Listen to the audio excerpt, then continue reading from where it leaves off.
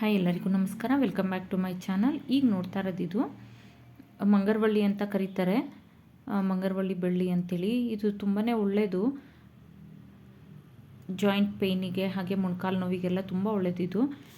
ಇದನ್ನು ನಾವಿವತ್ತು ಚಟ್ನಿ ಮಾಡೋಣ. ತುಂಬಾ ರುಚಿಯಾಗಿರುತ್ತೆ ಚಟ್ನಿ ಸಹ.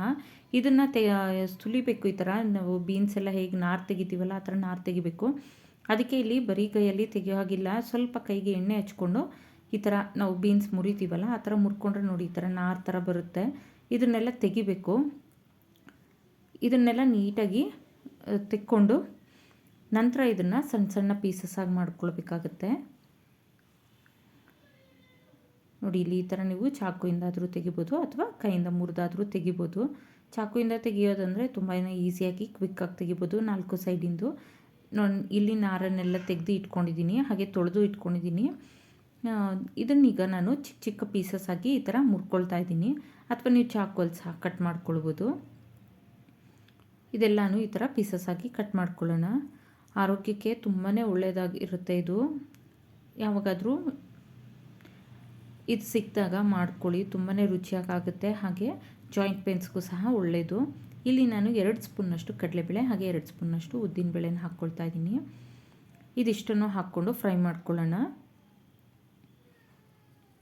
ಈಗ ಇಲ್ಲಿ ಫ್ರೈ ಮಾಡ್ಕೊಂಡ ನಂತರ ಇದಕ್ಕೆ ನಾನು ಒಂದು 2 ಸ್ಪೂನ್ನಷ್ಟು ಎಣ್ಣೆನ ಸೇರಿಸ್ಕೊಳ್ತಾ ಇದ್ದೀನಿ. ಯಾಕಂದರೆ ಈರುಳ್ಳಿ ಎಲ್ಲ ಸಹ ಫ್ರೈ ಮಾಡ್ಕೊಳ್ಳೋದಿದೆ, ಆದ್ದರಿಂದ ಇದಕ್ಕೇ 2 ಸ್ಪೂನ್ನಷ್ಟು ಎಣ್ಣೆ ಸೇರಿಸಿ ಹಾಗೆ ಒಂದು ಸಣ್ಣ ಈರುಳ್ಳಿನ ಇದಕ್ಕೆ ಸೇರಿಸ್ಕೊಳ್ತಾ ಇದ್ದೀನಿ ನಾನು. ಈರುಳ್ಳಿನ ಸೇರಿಸ್ಬಿಟ್ಟು ಸ್ವಲ್ಪ ಫ್ರೈ ಮಾಡಿಕೊಡೋಣ. ಈ ಥರ ಫ್ರೈ ಮಾಡಿ ನಂತರ ಇದಕ್ಕೆ ಖಾರಕ್ಕೆ ಎಷ್ಟು ಬೇಕಷ್ಟು ನಾನಿಲ್ಲಿ ಒಣಮೆಣ್ಸಿನ್ಕಾಯಿನ ಯೂಸ್ ಮಾಡ್ತಾಯಿದ್ದೀನಿ. ನೀವು ಬೇಕಿದ್ರೆ ಹಸಿಮೆಣ್ಸಿನ್ಕಾಯಿ ಯೂಸ್ ಮಾಡ್ಬೋದು. ಹಾಗೆ ಬೆಳ್ಳುಳ್ಳಿ ಎಸ್ಲು ಸ್ವಲ್ಪ 4ರಿಂದ 5 ಬೆಳ್ಳುಳ್ಳಿ ಎಸ್ಲನ್ನು ಹಾಕ್ಕೊಳ್ಬೇಕಾಗುತ್ತೆ. ಇಲ್ಲಿ ಹುಣಸೆಹಣ್ಣು, ಸಣ್ಣ ಗಾತ್ರದ ಹುಣಸೆಹಣ್ಣು ಸಾಕಾಗುತ್ತೆ. ಹುಳಿಗೆ ಎಷ್ಟು ಬೇಕಾಗುತ್ತೆ ಅಷ್ಟು ಹಾಕ್ಕೊಳ್ಳಿ. ಇದಕ್ಕೀಗ ಒಂದು 3ರಿಂದ 4 ಸ್ಪೂನ್ನಷ್ಟು ಹಸಿ ಕಾಯನ್ನು ಸಹ ಸೇರಿಸ್ಕೊಳ್ಬೇಕು. ನಾನಿಲ್ಲಿ ರೆಫ್ರಿಜರೇಟರಲ್ಲಿ ತುರಿದು ಸ್ಟೋರ್ ಮಾಡಿದ್ದೆ, ಅದರಿಂದ ಸ್ವಲ್ಪ ಗಟ್ಟಿಯಾಗಿದೆ. ಇದನ್ನು ಬಿಸಿ ಮಾಡ್ಕೊತಂದರೆ ಸರಿಯಾಗುತ್ತೆ. ನೋಡಿ ಇದನ್ನೆಲ್ಲ ಈಗ ಹುರ್ಕೊಂಡಿದ್ದೀನಿ. ಇದನ್ನು ಮಿಕ್ಸರ್ ಜಾರಿಗೆ ಟ್ರಾನ್ಸ್ಫರ್ ಮಾಡಿಕೊಂಡು ಅದೇ ಕಡಾಯಿಗೆ ಸ್ವಲ್ಪ ಎಣ್ಣೆ ಸೇರಿಸ್ಕೊಳ್ತಾ ಇದ್ದೀನಿ. ಒಂದು 2ರಿಂದ 3 ಸ್ಪೂನ್ನಷ್ಟು ಎಣ್ಣೆ ಸೇರಿಸ್ಕೊಳ್ಳೋಣ.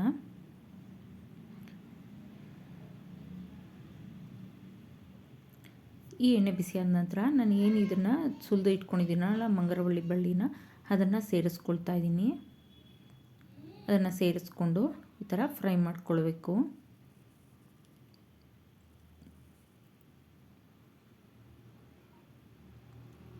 ನೋಡಿ ಹೀಗೆ ಫ್ರೈ ಮಾಡ್ಕೊಂಡ ನಂತರ ಕಲರ್ ಚೇಂಜ್ ಆಗುತ್ತೆ. ಅದು ಎಣ್ಣೆಯಲ್ಲಿ ಫ್ರೈ ಮಾಡ್ಕೊಂಡ ನಂತರ, ಈ ಎಣ್ಣೆಯಲ್ಲಿ ಫ್ರೈ ಮಾಡಿಲ್ಲ ಅಂದರೆ ಒಗ್ರೊಗ್ರು ಇರುತ್ತೆ, ಚೆನ್ನಾಗಿ ಅನ್ಸೋದಿಲ್ಲ. ಎಣ್ಣೆಯಲ್ಲಿ ಫ್ರೈ ಮಾಡ್ಕೊಳ್ಳಿ.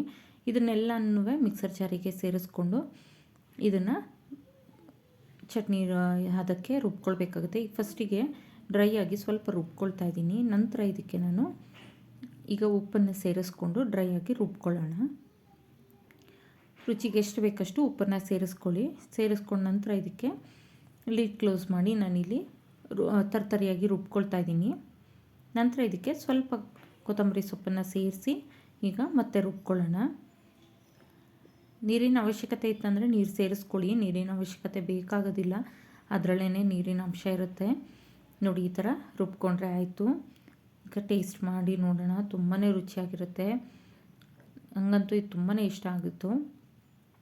ಅನ್ನಕ್ಕೆ, ಚಪಾತಿಗೆಲ್ಲ, ರೊಟ್ಟಿಗೆ ಜೊತೆಗೆಲ್ಲ ತುಂಬಾ ಟೇಸ್ಟಿಯಾಗಿರುತ್ತೆ. ಒಮ್ಮೆ ಈ ಥರ ಟ್ರೈ ಮಾಡಿ ನೋಡಿ. Thank you for watching. Follow for more videos.